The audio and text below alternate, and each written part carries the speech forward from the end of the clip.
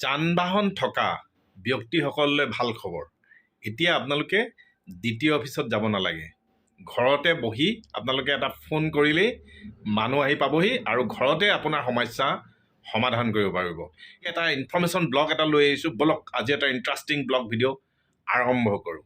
Hello' everyone, মোৰ অন্য এটি ইনফৰ্মেশ্যন ব্লগ ভিডিঅ'লৈ আপোনালোকক স্বাগতম জনাইছোঁ। হয়, অসম চৰকাৰৰ পৰিবহণ বিভাগে 4টা হেল্পলাইন মুকলি কৰিছে।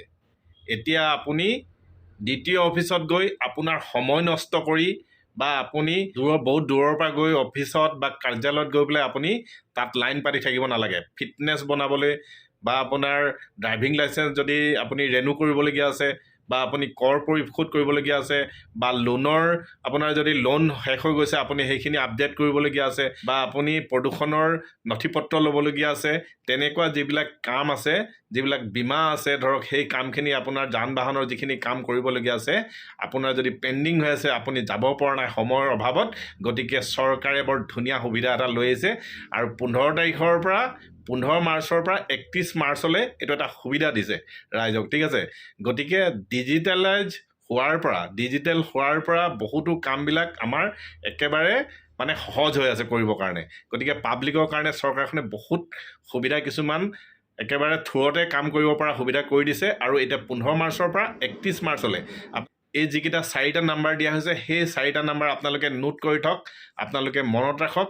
সেই 4টা নাম্বাৰত আপোনালোকে ফোন কৰাৰ লগে লগে আপোনাৰ ঘৰত দ্বিতীয় অফিচৰ বা কাৰ্যালয়ৰ মানুহ হাজিৰ হ'ব আৰু তেওঁবিলাকে ঘৰতে আপোনাৰ যি সমস্যা আছে সেই সমস্যা সমাধান কৰি পেলাই আপোনাক তেওঁবিলাকে ছাৰ্ভিচ এটা দিব, ভাল ছাৰ্ভিচ এটা দিব।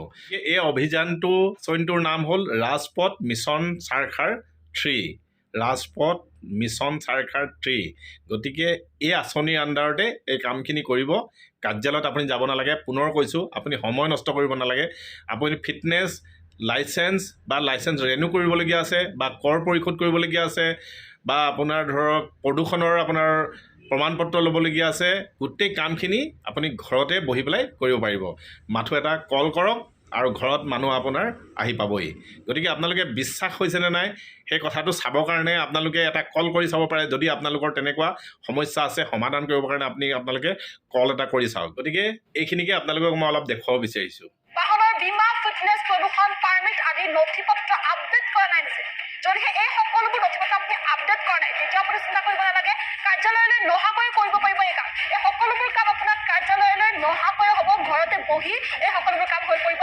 যান বাহনৰ পঞ্জীয়ন কৰা হওক বা লাইচেঞ্চৰ কাম হওক, সকলোবোৰ কাম হওক, বেংকৰ লোন অনাদায়ৰ নিষ্পত্তিকৰণেই হওক, এই সকলোবোৰ কাম কাজ যদিহে আপোনাৰ হোৱা নাই, তেন্তে ঘৰতে বহি এই সকলোবোৰ কাম হ'ব। কিয়নো কৰ পৰিশোধ, ফিটনেছ চাৰ্টিফিকেট, মুঠৰ পৰা যান বাহনৰ যি যাৱতীয় কাম কাজ আছে, প্ৰতিটো যাৱতীয় কাম কাজ এতিয়াৰ পৰা ঘৰতে হ'ব। সকলো কাম ঘৰৰ পৰাই কৰিব পাৰিব।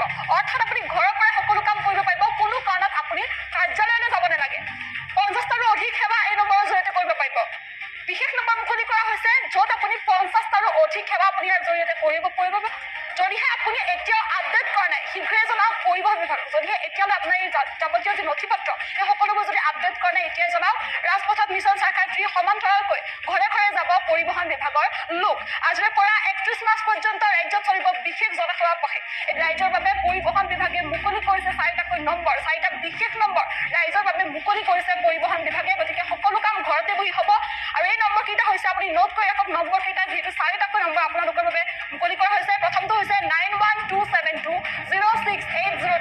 এই নম্বৰটো আপুনি নোট কৰি ৰাখক। আপুনি ইয়াত যোগাযোগ কৰি পৰিবহণ বিভাগৰ সৈতে যোগাযোগ কৰিব পাৰিব। দ্বিতীয়টো হৈছে 8011333013। এইটো দ্বিতীয় নম্বৰ। তৃতীয়টো হৈছে 8822755738। এইটো তৃতীয় নম্বৰ। এই নম্বৰটো আপুনি নোট কৰি ৰাখক। 4 নম্বৰ নম্বৰটো হৈছে 8011578399। এইটো 4 নম্বৰ নম্বৰ। মুঠৰ এই নম্বৰকেইটা আপুনি নোট কৰি ৰাখক। আৰু এই নম্বৰকেইটা আপুনি নোট কৰি সকলোবোৰ কাম ঘৰতে হ'ব। পুৱা 9:30 বজাৰ পৰা 5 বজাৰ ভিতৰত যোগাযোগ কৰিব পাৰিব উল্লেখিত নম্বৰত। আৰু অসুবিধাসমূহ আপুনি অৱগত কৰক। আৰু অৱগত কৰোৱাৰ লগে লগে যান বাহনৰ যিসকল পৰিবহণ বিভাগৰ যিসকল বিষয়া কৰ্মচাৰী আছে, তেওঁলোক ঘৰে ঘৰে উপস্থিত হ'ব। আজিৰে পৰা আৰম্ভ হ'ব এই প্ৰক্ৰিয়া। 31 মাৰ্চলৈ চলিব এই বিশেষ জনসেৱা পথে।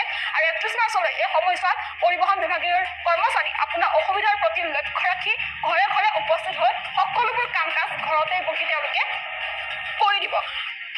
To the whole department, especially Gautam Das আপোনাক একদম থেংক ইউ বহুত ভাল লাগিল it's really very very very very মানে ইনিচিয়েটিভ গুড ইনিচিয়েটিভ আৰু মানে this is something which is really hard আগৰ লগত তুলনা কৰিলে লিপছ এণ্ড বাউন্স ইম্প্ৰুভড আৰু ট্ৰেন্সপৰ্ট ডিপাৰ্টমেণ্টৰ মই ৰিচেণ্টলি দেখা পাই আছোঁ আপোনালোকৰ মানে ডিষ্ট্ৰিক্ট ট্ৰেন্সপৰ্ট অফিচাৰ যিখিনি কাম ডিজিটেলাইজ হৈছে যিখিনি ইজ অফ ডুইং থিংছ নাও আৰু আগৰ কথা কৈছোঁ আৰু আগৰ লগত এতিয়া বহুত ইজি হৈ গৈছে আমাৰ কৰিবৰ কাৰণে আৰু আজিৰ যিটো ষ্টেপ আমি door to door service this is something really unexpected আৰু বহুত ভাল লাগিছে আৰু চি এমক স্পেচিয়েলি আপোনাক চি এমক he is a visionary man actually এইখিনি কাম যে তেওঁ ভাবিছে ইমান দূৰলৈ যে ডিজিটেলাইজ কৰিব লাগে কিন্তু আগৰ তুলনাত নাভাবিছিলে একচুৱেলি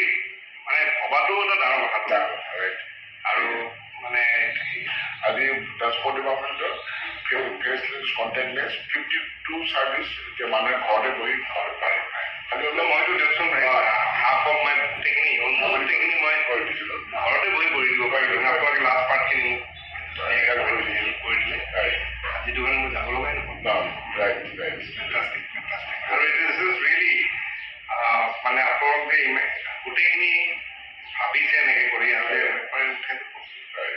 ৰিয়েলি গ্ৰেট আমিও আপোনাক ধন্যবাদ দিছোঁ কাৰণ আপুনি হ'ল one of the most busiest person in this field গতিকে আপুনি এটা পাব্লিকৰ চাৰ্ভিচ দি আছে প্লাছ আপুনি গতিকে আৰু সময় নাপায় যে আপোনাৰ লাইচেঞ্চখন এইখিনি কৰিব বা অনলাইন কৰিলেও আপুনি ক'ৰবাত এটা চমথিং ক'ৰবাত এৰৰ পাই আছে গতিকে আপোনাৰ যেতিয়া আমি ফোন কলটো পালোঁ আমি তেনেতে সেইকাৰণে আপোনাৰ তাত আহিছোঁ যাতে আপোনাৰ এই চাৰ্ভিচ এইটো এটা ইম্পৰ্টেণ্ট মেছেজ এটা আপোনালোকক দিবলৈ চেষ্টা কৰিলোঁ। ভিডিঅ'টি ভাল লাগিলে লাইক কমেণ্ট শ্বেয়াৰ কৰিব আৰু যদি আপুনি নতুনকৈ চাই আছে এনেকুৱা ইনফৰ্মেশ্যনবিলাক পাবৰ কাৰণে মোৰ চেনেলটি ছাবস্ক্ৰাইব কৰিব। নেক্সট ভিডিঅ'ত পুনৰ লগ পাম। থেংকছ ফৰ ৱাচিং। নমস্কাৰ।